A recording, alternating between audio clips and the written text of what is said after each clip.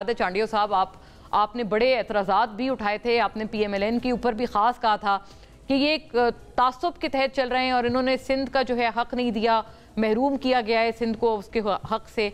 अब क्या आप स्टेटस देखते हैं, क्योंकि उस बात को हुए हुए तकरीबन 1 माह हो गया है, कोई आपकी जो कोऑर्डिनेशन है या कोऑपरेशन है बेहतर हुई है नून लीग की वफाकी हुकूमत के साथ?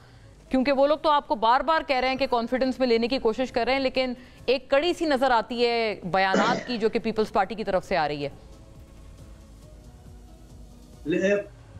एतमाद में ले लेना ये और लफ्ज है, कोशिशें कर रहे हैं ये और लफ्ज है। कोशिशों से मतलब अभी कोशिश नतीजा कोई नहीं निकला। लेकिन जहां तक हुकूमत के साथ देने का ताल्लुक है, हम उस पर तो नहीं लड़ रहे। हम अपने हुकूक की बात करते हैं जो सिंध के लोगों का हक बनता है, या खासतौर पे सैलाबों के जमाने में, बारिशों के जमाने में कितनी बड़ी तबाही आई हुई है, आप तसव्वुर करें ना। तो जाहिर है हमारी पार्टी है वो इधर हुकूमत करती है, मुसलसल उनकी हुकूमत आ रही है, मसाइल का बोझ तो उन पर पड़ता है, तो वो तो अपनी बात वाजे कर रहे हैं। लेकिन कहीं हम दुश्मनी की बात नहीं करते, लड़ने की बात नहीं करते। अगर ये जवाब दे रहे हैं, मैं सुन रहा हूँ नून लीग को और उनकी वजीर साहिबा है, उनको सुनता हूँ मैं पाबंदी से, मुझे बड़ी इज्जत है नून लीग के लीडर के लिए। और मैं तो हमेशा कहता रहा हूँ, एक लश्कर था जिसका कोई रुख नहीं था, हुजूम था लोगों का, मुस्लिम लीग, जिसको सियासी पार्टी बनाने में मियां साहब ने बड़ी मेहनत की और किरदार है उनका, मैं उससे इनकार नहीं कर। लेकिन जो हमारे हुकूक है, जो हमारे हक का हिस्सा है, वो तो हम मांगेंगे। जब आप पूरे पाकिस्तान पर कर्म करोगे तो हम कहेंगे ना, सिंध में बारिशों में लोग डूब रहे हैं, सैलाबों में डूब रहे हैं, आप जो वादे करते हैं वो पूरे करें। आप जो बड़ी बड़ी स्कीमें देते हैं, क्यों नहीं हमें भी दें, हम भी मुस्तफीद होने चाहिए। तो अपनायत में चीजें अपना हक जताना, लड़ाई करना नहीं होता। लेकिन 18वीं तरमीम तो हो गई ना चांडियो साहब। अब 18वीं तरमीम के तहत वो कहते हैं आपको सूबे का जो भी आपका हक है, आपको पैसे मिल रहे हैं NFC अवार्ड्स में और डिसबर्समेंट भी हो रही है, तो आप लगाएं, आप अपने मंसूबे शुरू करें। आप वफाक को क्यों देख रहे हैं? वो कहते हैं वफाक के पास तो 18वीं तरमीम के बाद वैसे ही कोई पैसे नहीं बचते, सब सूबों में तकसीम हो जाते हैं।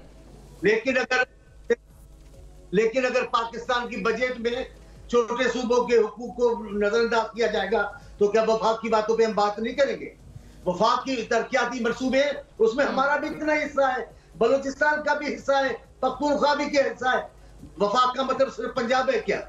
वफाक का मतलब सिर्फ मरकजी हुकूमत है क्या? ऐसा नहीं है। वफाक है, वफाक की बजट में, वफाक के मंसूबों में, उसमें भी सिंध का हिस्सा है। बिल्कुल। अच्छा, ये तासुर आपको किस चीज से मिलता है सेनेटर साहब, कि आपको लगता है कि वफाक सिर्फ पंजाब को ही जो है नवाज रहा है और दीगर सूबों को वो महरूम रखा हुआ है हक से? कोई ऐसी खास बात है जिससे आपको ये तासुर मिलता है? मैं अभी, ये बहुत बड़ा मौजू है, इसमें मैं जाना नहीं चाहता, अच्छा नहीं है जैसे हालात बेहतर हों। लेकिन किसको पता नहीं है कि पाकिस्तान की पूरी तारीख में वफाक का मतलब क्या लिया गया है, वफाक की बेहतरी का मतलब क्या लिया गया। पूरे पाकिस्तान की तारीख गवाए। अब मैं बैठकर कुछ कहूंगा तो वो मुनासिब नहीं है। हम वफाकी हुकूमत की सपोर्ट कर रहे हैं, करते रहेंगे इंशाल्लाह, और जब आगे ले जाएंगे हम चाहेंगे कि ये हुकूमत शहबाज शरीफ साहब की मुद्दत भी पूरी करे, वादे भी पूरे करें। वाह, मुद्दत भी पूरी करें और कैसर साहब वादे भी पूरी करें। और ये बताएं कि ये इतने एतराज़ात तो हैं ना, वो अपने हक के लिए लड़ रहे हैं, क्यों ये आपके जो पीपल्स पार्टी के इत्तेहादी हैं उनको ये इंप्रेशन जा रहा है कि आप लोगों ने सिंध को बिलखुसूस महरूम रखा हुआ है? पंजाब की सब्सिडी के ऊपर भी वो कहते हैं कि पंजाब को नवाज दिया, लेकिन सिंध को आप लोगों ने नज़रअंदाज किया है। और कैसर बेंगोली साहब की भी मेरा ख्याल है बात सुन लें, आपके हम नाम है, उन्होंने क्या कहा है मैंने थोड़ा सा इब्तिदा में बताया, एग्जैक्टली उनकी ज़बानी सुनिए।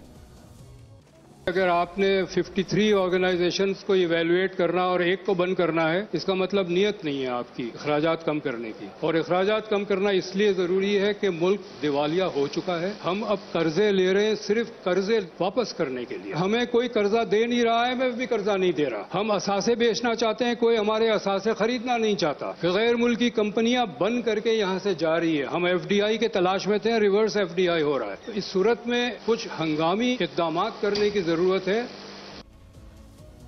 कैसर साहब, दिवालिया हो गया है मुल्क, उन्होंने बड़ा कैटेगोरिकली ये कहा है। ये आपकी गवर्नमेंट पे एक बहुत बड़ा, आप समझें, सवालिया निशान है कि अगर इस पाए का इकोनॉमिस्ट एक ये कह रहे हैं कि आपके दौर में मुल्क दिवालिया हो गया, इट्स गॉन बैंकरप्ट।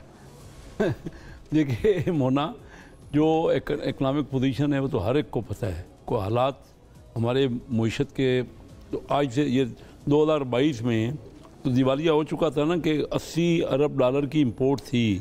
ये एग्जैक्ट फिगर दे रहा हूँ आपको। जब हम 2022 में अप्रैल में हुकूमत आई हमारी, तो उस वक्त 80 अरब डॉलर की इंपोर्ट थी और 30 अरब डॉलर की एक्सपोर्ट थी। 50 अरब तो डेफिसिट था, ट्रेड गैप था। और फिर IMF से समझौता करके उन्होंने पेट्रोलियम की प्राइस कम कर दी। अब वो नाराज़ हो गए, IMF वाले नाराज़ हो गए, उनको तो बड़ी मुश्किल से मनाना पड़ा।